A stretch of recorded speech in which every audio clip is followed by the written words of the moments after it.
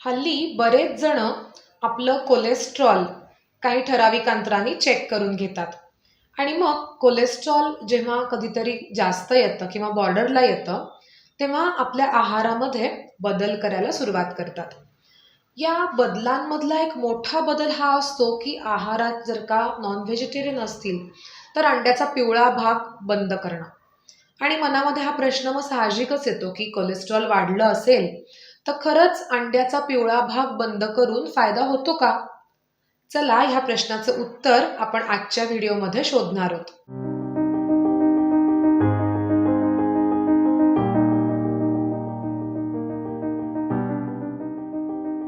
नमस्कार, मी doctor Tejas. Just for हार्ट्सच्या यूट्यूब चॅनलवर तुमच्या सगळ्यांचं खूप खूप स्वागत. अंड्याचा पिवळा भाग हा इतका कॉन्ट्रोव्हर्शियल टॉपिक आहे कारण याबद्दल अनेक मतप्रवाह आढळतात. आणि जेव्हा केव्हा एखाद्या व्यक्तीला मधुमेह होतो किंवा वजन जास्ती असतं किंवा कोलेस्ट्रॉल वाढलेलं असतं किंवा ब्लड प्रेशर वाढलेलं असतं तेव्हा हा प्रश्न मनात आवर्जून येतो की आता अंड्याचा पिवळा भाग खायचा की नाही. या प्रश्नाचं उत्तर समजण्यासाठी पहिल्यांदा अंड्याच्या पिवळ्या भागामध्ये असं असतं काय हे बघूयात. कोलेस्ट्रॉल नक्कीच अंड्याच्या पिवळ्या भागामध्ये असतं, नो डाऊट. पण त्याबरोबरच अनेक इतर महत्त्वाची न्यूट्रिएंट्स अंड्याच्या पिवळ्या भागामध्ये दडली असतात.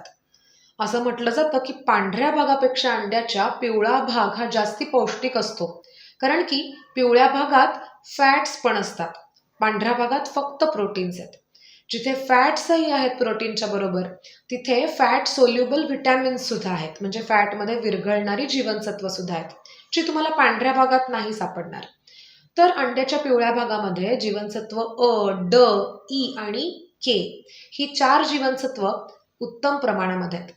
त्याबरोबरच अंड्यामध्ये काही अँटीऑक्सिडंट्स आहेत, झीझॅन्थिन सारखे घटक आहेत ज्यामुळे आणि केराटिनॉइड्समुळे अंड्याच्या बल्काला पिवळा रंग प्राप्त झालाय. त्याबरोबरच कोलिन सारखे घटक अंड्याच्या पिवळ्या भागामध्ये आहेत. तर हे जे अनेक विविध न्यूट्रिएंट्सचं मिश्रण आहे ते किंवा विविधता आहे ती अंड्याच्या पिवळ्या भागामध्ये सापडणार आहे आणि पांढऱ्या भागामध्ये ती मिळणार नाही. त्यामुळे आपण अंड्याला जे परिपूर्ण फूड किंवा परिपूर्ण अन्न म्हणतो त्याच्यामध्ये या अंड्याच्या पिवळ्या भागाचा खूप मोठा सहभाग आहे. आणि तोच जर का आपण काढून टाकणार असू तर अंड्याचा पूर्ण फायदा आपण मिळवू शकू असं काही वाटत नाही मला. त्यामुळे जर तुम्हाला अंड्याचे सगळे फायदेही मिळवायचे आहेत प्लस अंड्यामुळे तुमचं आधीच वाढलेलं कोलेस्ट्रॉल अजून वाढू द्यायचं नाहीये तर काय करायला हवं याचा विचार आपण करूया. पहिली गोष्ट, अंड्याचा पिवळा भाग किती खायचा दिवसातनं ह्याला काही मर्यादा आपल्याला घालता येतील जेणेकरून त्याचा अतिरेक होणार नाही आणि कोलेस्ट्रॉल खूप जास्ती वाढणार नाही. कोलेस्ट्रॉलच्या बाबतीत महत्त्वाची एक गोष्ट अशीही लक्षात ठेवायला हवी की फक्त अन्नातल्या कोलेस्ट्रॉलमुळे रक्तातलं कोलेस्ट्रॉल वाढत नाही. रादर आपल्या रक्तातल्या कोलेस्ट्रॉलचा बहुतांश भाग हे आपली लिव्हर बनवत असते आणि जेव्हा आपण अन्नातून कोलेस्ट्रॉल जास्ती घेतो तेव्हा बऱ्याचदा लिव्हर कमी कोलेस्ट्रॉल तयार करते, त्यामुळे तो बॅलन्स बऱ्याचदा राखला जातो. त्यामुळे अन्नातलं कोलेस्ट्रॉल फार मॅटर करत नाही असं आता लक्षात आलंय. ॲट द सेम टाइम काही लोक कोलेस्ट्रॉलसाठी सेन्सिटिव्ह असतात, म्हणजे अन्नातलं कोलेस्ट्रॉल थोडं जरी त्यांनी घेतलं तरी काही म्हणजे 4 एका व्यक्तीमध्ये असं दिसून येतं की अन्नातल्या कोलेस्ट्रॉलने सुद्धा रक्तातलं कोलेस्ट्रॉल वाढू शकतं. मग अशांसाठी आपण आज बोलूयात की त्यांना फोकस करून बोलूयात की कोलेस्ट्रॉल आहारात किती घ्यायला हवं. तर साधारण गाईडलाईन्स अशा आहेत की जर तुम्हाला डायबिटीस किंवा हाय ब्लड प्रेशर किंवा हार्ट डिसीजची कुठली हिस्ट्री किंवा कोलेस्ट्रॉल हाय असल्याची हिस्ट्री नसेल तर तुम्हाला दिवसातनं 1 अंड्याचा पिवळा भाग खाणं अगदी सेफ आहे किंवा तुम्ही सहज खाऊ शकता. अंड्याचा पांढरा भाग तुम्हाला ॲडिशनली घेता येईल, म्हणजे 2 अंडी खायची असतील तर एकाचा पिवळा आणि बाकीच्या 1 किंवा 2 अंड्यांचा पांढरा भाग असं कॉम्बिनेशन करायला हरकत नाही. पण पिवळ्या भागावरती मर्यादा घालायला हव्यात. आणि आता ज्यांचं कोलेस्ट्रॉल ऑलरेडी जास्ती आहे त्यातल्या त्यात ज्यांचं LDL म्हणजे बॅड कोलेस्ट्रॉल जास्ती आहे, ज्यांना मधुमेह आहे किंवा ज्यांना हार्ट डिसीजची काही हिस्ट्री आहे घरामध्ये, अशांसाठी गाईडलाईन्स असं सांगतात की रूल ऑफ 4 म्हणजे आठवड्यातनं 4 अंड्यांचा पिवळा भाग खाणं हे पुरेसं आहे. म्हणजे अंड्यातले चांगले गुणधर्म पण मिळतील आणि त्याच्या कोलेस्ट्रॉलला जे रिस्पॉन्ड होतात लवकर अशांमध्ये कोलेस्ट्रॉल फार वाढणार नाही अंड खाऊन. सो रूल ऑफ 4 लक्षात ठेवा. आणि अजून एक महत्त्वाची गोष्ट अशी की तुम्ही अंड कशाबरोबर खाताय किंवा कशा पद्धतीने त्याला प्रिपेअर करताय हे पण खूप महत्त्वाचं आहे. अनेक जण अंड्याचं ऑमलेट करताना भरपूर बटर वापरतात किंवा भरपूर तेल वापरतात, म्हणजे असं अंड फ्रायच करतात जवळपास.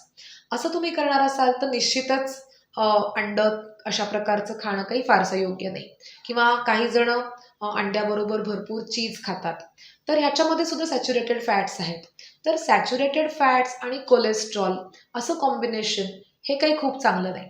त्याचबरोबर काही जण अंड्याबरोबर काय पोटॅटो चिप्स खातील किंवा काहीतरी तळलेलं खातील, बाहेरचे विकतचे पदार्थ पॅकेज्ड फूड्स खातील किंवा काही प्रोसेस्ड मीठ खातील. तर अशांसाठी सुद्धा चांगलं कॉम्बिनेशन नाही आहे, कारण अंड्यातल्या कोलेस्ट्रॉलच्या बरोबरीने किंवा त्याहीपेक्षा जास्त हे नको असलेलं सॅच्युरेटेड फॅट्स किंवा ट्रान्स फॅट जास्ती धोकादायक ठरणारे कोलेस्ट्रॉलच्या दृष्टीने. म्हणून अंड खाताना त्याच्याबरोबर तुम्ही भरपूर भाज्या, भरपूर सॅलड्स खाणं हे जास्ती संयुक्तिक आहे. तर अशा प्रकारे तुम्ही अंड खाणार असाल तर आपण सांगितलेल्या आत्ता गाईडलाईन्स की नॉर्मल लोकांसाठी 7 बलक आठवड्यासाठी, आणि ज्यांचं कोलेस्ट्रॉल हाय आहे, डायबिटीस आहे, वजन जास्ती आहे, अशांसाठी 4 एग योक्स एका आठवड्यासाठी. ही गाईडलाईन लक्षात ठेवायला तुम्हाला सोपी आहे. अंड्याच्या पिवळ्या बल्काचा अजून एक महत्त्वाचा फायदा असा की त्याने पोट भरलेलं राहतं, कारण त्याच्यामध्ये फॅट आहे. नुसतं पांढरं खाल तर पोट भरणार नाही लवकर किंवा लगेच पुन्हा भूक लागेल. पण हेच तुम्ही पिवळ्या सकट अंड खाल्लं तर त्यावेळेला पोट भरलेलं राहतं, म्हणजे बराच काळ मग भूक लागत नाही. त्याबरोबरच अंड्याचा ग्लायसेमिक इंडेक्स पण अगदी कमी आहे, त्यामुळे अंड खाऊन रक्तातली साखर सुद्धा वाढत नाही. हे 2 फायदे सुद्धा आपण निश्चितच लक्षात ठेवले पाहिजेत त्याच्यातल्या न्यूट्रिएंट्सच्या बरोबरीने. तर हे सगळं लक्षात घेऊन आपण अंड्याचा वापर योग्य पद्धतीने आहारामध्ये कराल याची मला आता खात्री वाटते, कारण आजच्या व्हिडिओमध्ये आपण याबद्दल खूप प्रिसाईज गाईडलाईन्स बघितल्यात.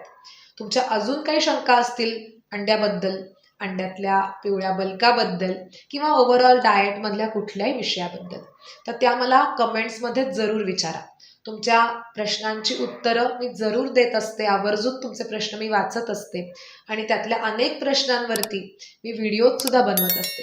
त्यामुळे चला असाच आपला संवाद चालू ठेवूयात आणि पुन्हा असंच भेटूयात पुढच्या मंगळवारी संध्याकाळी 7 वाजता जस्ट फॉर हार्ट्सच्या यूट्यूब चॅनलवर.